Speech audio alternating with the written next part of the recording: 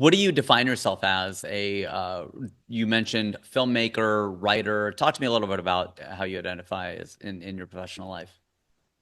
I mean, I'm a writer both of like screenplays and also of, essays and articles and hopefully a book eventually or books. And and then I'm a director and a producer as well. So I use filmmaker in a broad sense. Mhm. And my work like involves television now, film, and a lot of digital content as well, music videos, commercials, scripted, unscripted. So it really is quite a gamut of work. And honestly, those projects vary based on how they were originated, how they came together, what I was commissioned to do, what I pitched for. Mhm. So, Is it under yeah. an umbrella like a certain company, or is it Honcho, or is it something else? So I have a production company called Honto 88. 88. And so I started that really as I found myself producing a lot more than I expected to right out of grad school at NYU, where I got my MFA in film at Tisch and my MBA at Stern. And I can see why I was producing so much. Um, and I was also an executive, and I'd been at MTV and Condé Nast and then NYLON. And then while I was still producing, I really was like, I have stuff I want to write about. There's stuff I want to direct, but I'm not getting those opportunities as much. And, I have to reframe things for myself. And that's really where Honto came about. Mm. And so Honto 88 was really a vehicle for my directing, but where my work would also live within one production company instead of constantly being commissioned from different sources Mm. or being commissioned to direct and then going to another company. So that's really why I started it. And then more recently started Prism Entertainment with Megha Kadakia and Priya Giri Desai, who are two filmmakers whose work I have loved and respected for so long. And during the pandemic, the three of us just got on a Zoom call to chat, and we were all complaining about, projects that we were brought on, that had South Asian representation. And we realized that we were also being just tokenized and being brought on to fix problems that were poorly developed because Mm. people involved may not have necessarily had that cultural background either. And, we were just band-aids to a wound. And we were finding this across our various projects. And then really, I think through that complaining, we had to figure out a solution. And our solution was, why don't the three of us come together to start a company and collect IP, start to do this in a different way, have a different intention. And I think it's almost like an anti-Hollywood move where we did not want to make a big announcement. We were not chasing a trade paper to suddenly say, here we are.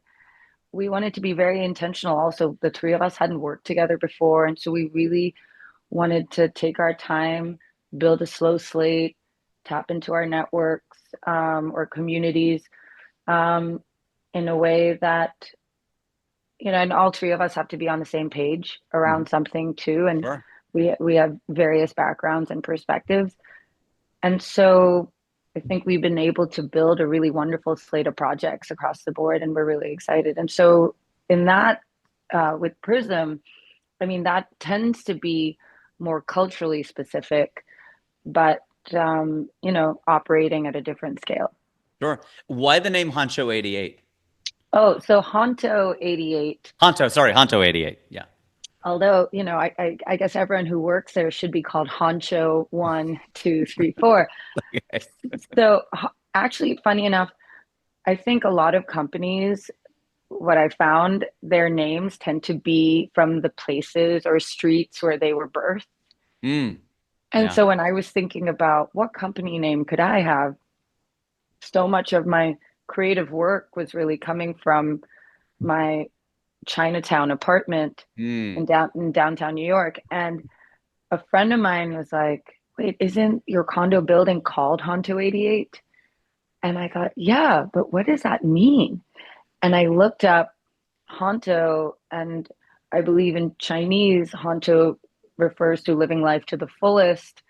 And but then in Japanese, Honto means really. And I thought that that was just so funny that you have this very practical word that I tend to actually say a lot. And then you had this other kind of very like earnest, Yeah. thing.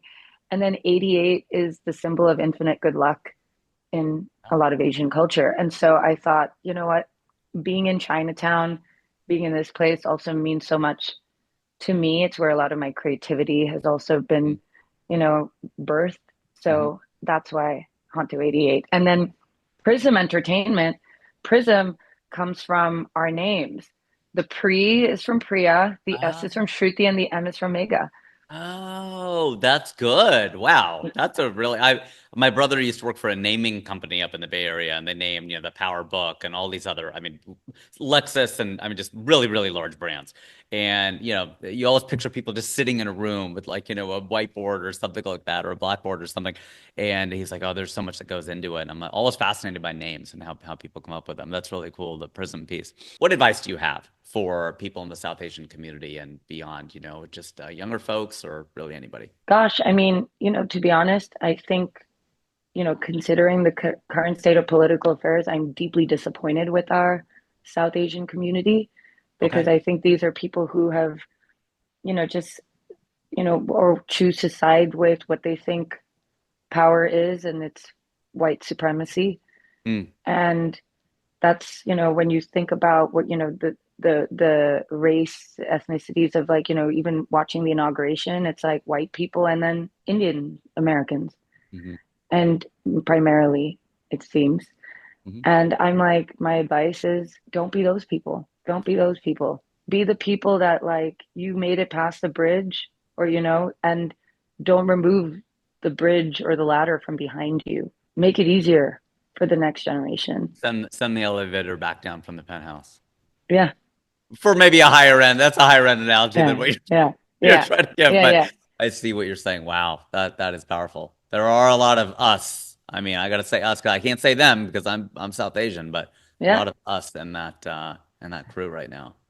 yeah. And I think we have to call it out too. My advice is also like, don't become those people. Don't put up with that behavior, and don't be quiet about it. And it's fine. Shruti, it was a real pleasure to get to know you, your take on the world, your career, and the advice that you've shared, opening up and your stories and everything. You've obviously been such a pillar of the Desi community around the world. So thank you for joining us. I'm glad you liked my hat. This was a happy accident because it is a Bengal hat. You're Bengali, so I didn't even make the Hey, connection. But born and raised in Cincinnati, I have to represent. So I'm glad you liked my hat. So I really thank you, appreciate you joining us. Rajiv.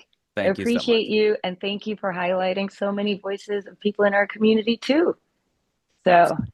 Sure. Happy to do it. So thanks everybody for joining us on this episode of The Tangent Show. I've been your host, Rajiv, and I still am.